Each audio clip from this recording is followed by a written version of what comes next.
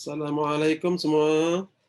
Saya Guru Geografi Encik Muhammad Noor bin Hashim akan mengajar kelas awak untuk tahun 2021. Okey, walaupun kita melalui alam maya, maka kita boleh belajar juga walaupun macam mana pun kita ikhtiar untuk belajar ya.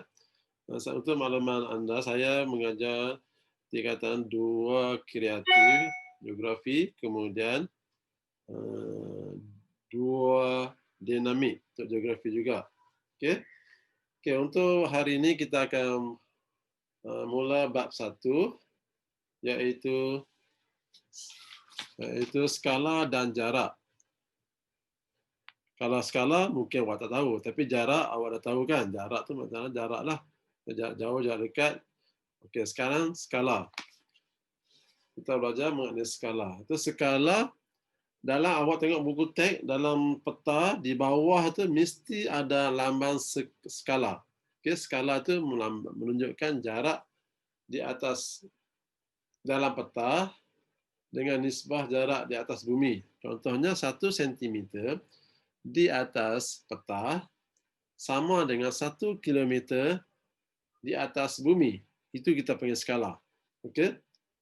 Contohnya, skala ialah nisbah jarak di atas peta berbanding dengan jarak sebenar di atas permukaan bumi. Atau lebih faham lagi, 1 cm di dalam peta sama dengan 1 kilometer di atas bumi. Itu skala. Okay? Kita akan belajar hari ini, iaitu pertama lah ya, saya berjumpa dengan awak, iaitu jenis-jenis skala. Tadi awak dah tahu kan, buku teks muka surat, sama-sama tu buka buku teks muka surat 4. Okay? Muka surat 4, awak tengok skala. Jenis-jenis skala, iaitu skala lurus, skala penyata, dan akhir sekali ialah skala pecahan wakilan.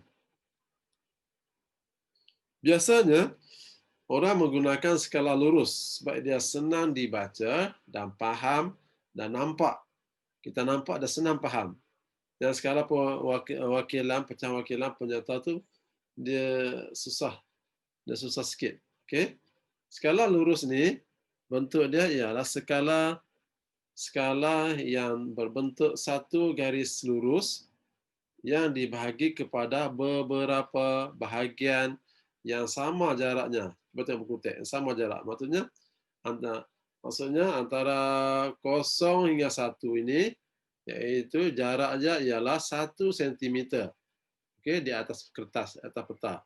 Tapi di atas bumi adalah, kita bawa ke atas bumi, dia ada menjadi 1 kilometer. Okey, 0, 1, kemudian ini pun 1 ke 2, ini 1 cm juga. 2 ke 3, 1 cm. 3 ke 4 pun 1 cm juga. Itu jarak yang sama. Itu skala yang berbentuk satu garis lurus yang dibagi kepada beberapa bahagian yang sama jaraknya. Bahagian-bahagian ini sama jarak dia. Okey, 1 cm, 1 cm, 1 cm ini adalah sama dengan 1 kilometer di atas bumi. Okey. Contohnya awak lukis peta lakaran peta. Contohnya awak tulis dari sekolah, dari rumah ke sekolah. Awak tulis 5 cm. Atas kertas awak tulis tadi kan 5 cm. Tapi bila kita naik bas, bila kita jalan kaki ke sekolah berarti 5 km. Faham? Saya ingat awak dah faham ni. Okey. Setiap bahagian tersebut mewakili jarak sebenar di atas permukaan bumi. Okey. Terdapat skala lurus mudah dan skala lurus penuh. Okey. Contohnya ini. 1 cm di atas peta mewakili 1 km di atas permukaan bumi. Ada juga yang dia buat 0, 2, 4, 6, 8. Berarti 0, 2, 4, 6, 8. Berarti 1 cm mewakili 2 km. 1 cm mewakili 2 km. Kalau ada 0, 2, 4, 6, 8. Okey. Kalau dia buat macam ni, 0, 1, 2, 3, 4, berarti 1 cm sama dengan 1 kilometer. Kalau dia buat 2, 0, 2, 4, 6, 8, berarti 1 cm di dalam peta, atas peta sama dengan 2 kilometer. Ini yang kita buat ni adalah 1 cm di atas peta sama dengan 1 kilometer di atas peta. Sebab 0, 1, 2, 3. Kalau 0, 2, 4, 6, berarti 1 cm di atas peta, dalam peta sama dengan 2 kilometer. Faham? Maksudnya tu. Okey, itu skala lurus. Skala lurus ni biasa ditanya dalam pemeriksaan sebab dia ni. Okey, sekarang kita pergi ke skala penyata. Skala penyata dia tak lukis. Dia nyatakan saja. Skala yang dinyatakan adalah bentuk ayat atau penyata. Contohnya 1 cm di atas peta mewakili 1 kilometer di atas permukaan bumi. Itu contoh dia. Dia tak lukis macam atas tadi. Atas lukis lagi senang, jelas, nampak dah. Ini dia menyatakan sahaja. 1 cm sama dengan 1 kilometer di atas permukaan bumi atau mewakili 1 kilometer di atas permukaan bumi. Ya, saya harap awak faham. Kemudian kita pergi pecahan wakilan. Skala pecahan wakilan. Ini jarang digunakan, tapi kita belajar juga. Skala yang dinyatakan dalam bentuk nisbah atau pecahan. Contohnya disebut ini 1 cm di atas peta, di atas peta bersamaan dengan 100.000 cm atau 1 kilometer di atas muka bumi. 1 cm di atas peta bersamaan 100.000 cm atau 1 kilometer di atas permukaan bumi. Contohnya info ni. Buat info ni 1 kilometer sama dengan 100.000 cm. 1 kilometer sama dengan 1.000 meter. 1 meter sama dengan 100 cm. 1 cm sama dengan 10 mm. Itu skala pecahan wakilan. Ini banyak-banyak ni antara 1, 2, 3 ni orang guna ini saja. Sebab ini lebih senang.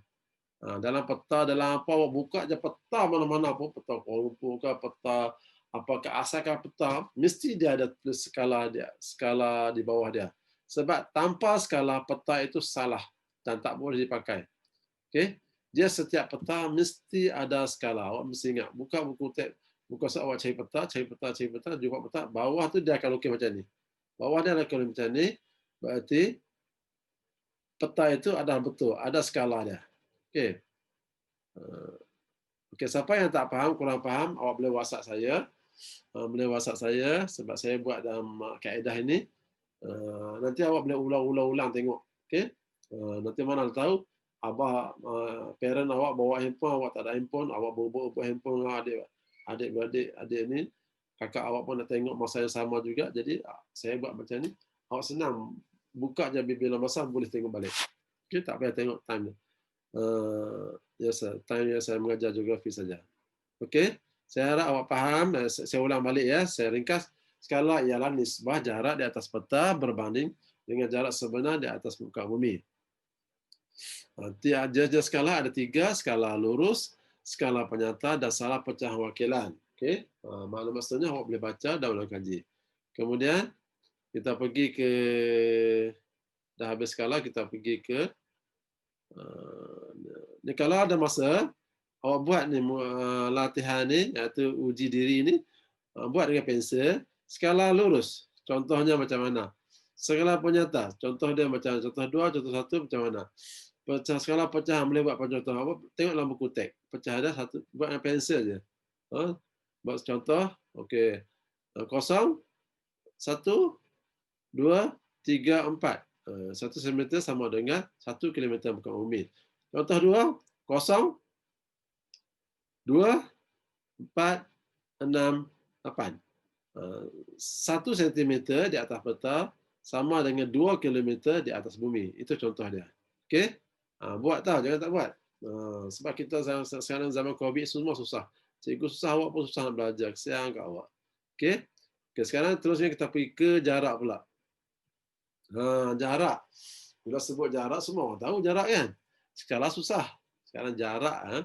Jarak, sejauh manakah pemakna tentang jarak? Okey, ukuran ke jarak maksud dia ialah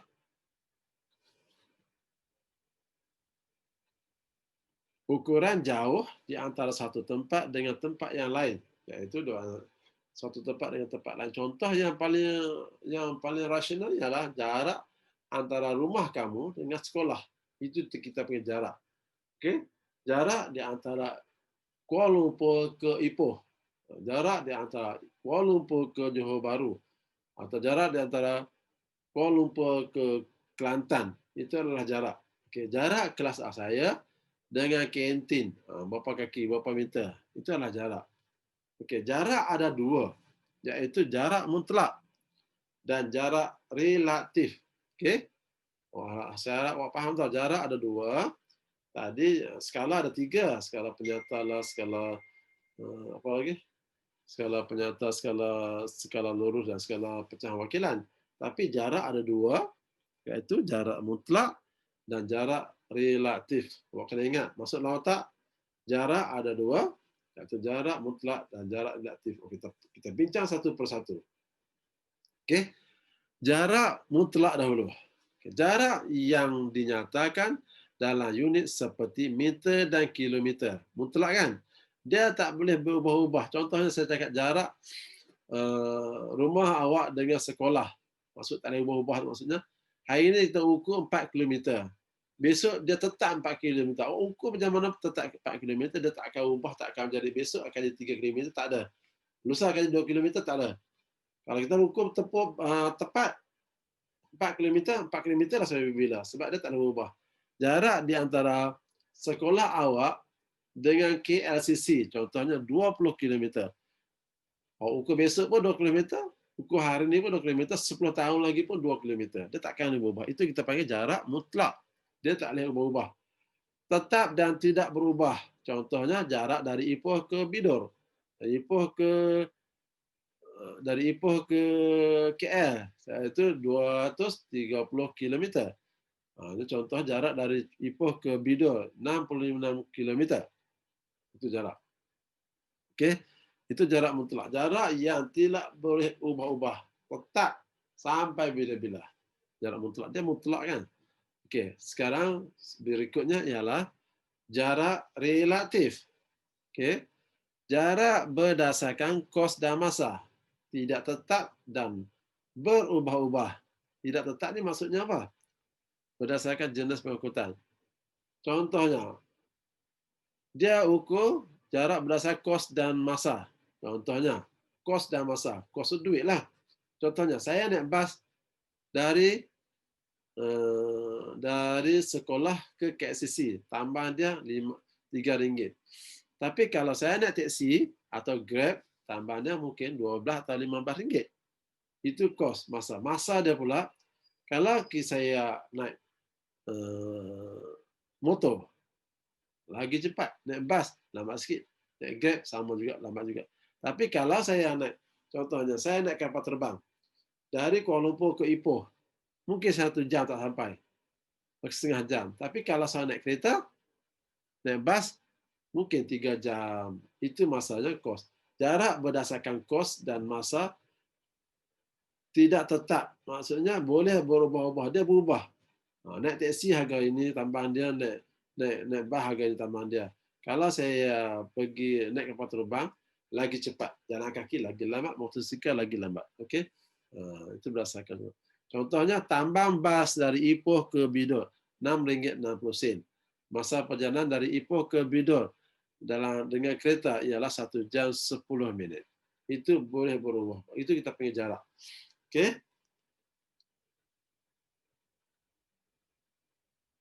Ini contoh jarak mutlak. Okey, muka surat 6. Contoh jarak mutlak. Okey.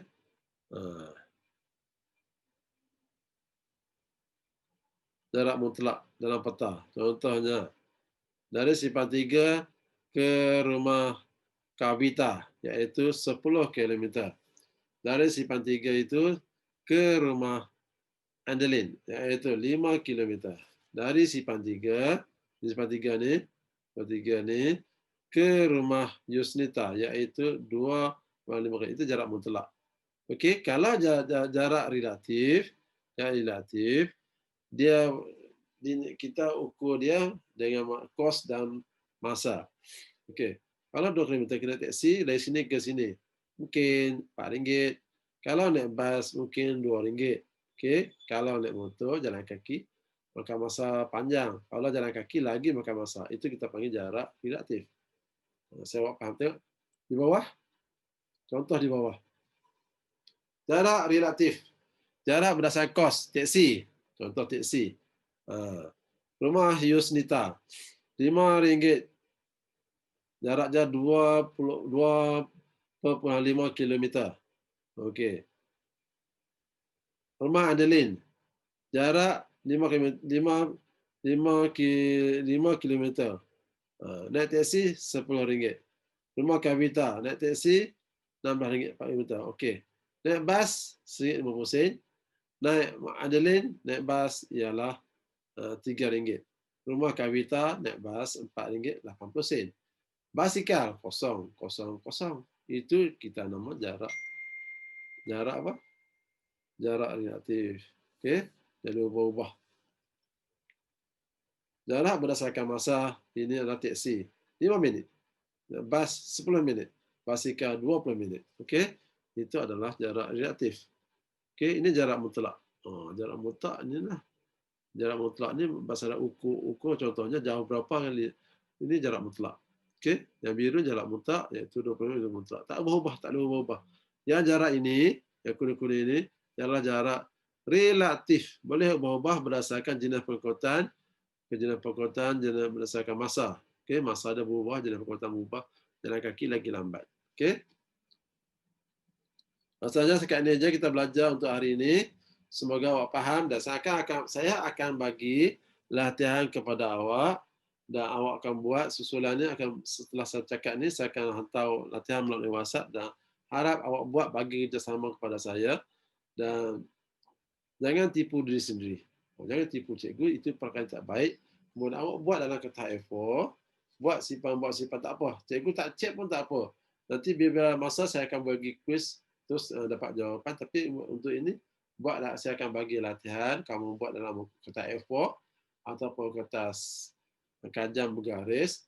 Awak kumpul saja. Tulis di atas itu geografi, tarikh dia sekali. Kemudian awak tulis balik. Kemudian awak jawab, awak simpan. Masuk file. Okey, masuk file masing-masing lah. Ataupun simpan, ataupun staple. Jangan bagi hilang. Jangan yang kita buat ni jadi sia-sia kalau awak tak buat. Okey? Saya harap awak bagi sama kepada saya. Untuk maklumat, saya mengajar geografi 2 kreatif dengan 2 dinamik. Ya. Okey? Saya harap 2 dinamik, 2 kreatif ini sama-sama bekerjasama dan dua-dua kelas ni hebat saya ambil. Okey? Yang dapat kebetulan 2 dinamik saya guru kelas. Okey? Untuk setakat ini saya ucapkan ribuan terima kasih dan atas perhatian anda. Jadi anak yang baik, anak yang rajin, pasti disukai ramai oleh guru dan ibu bapa. Okey, saya akan bagi latihan melalui WhatsApp ataupun apa pakai kaedah lah, janji sampai kepada awak. Sekian, terima kasih.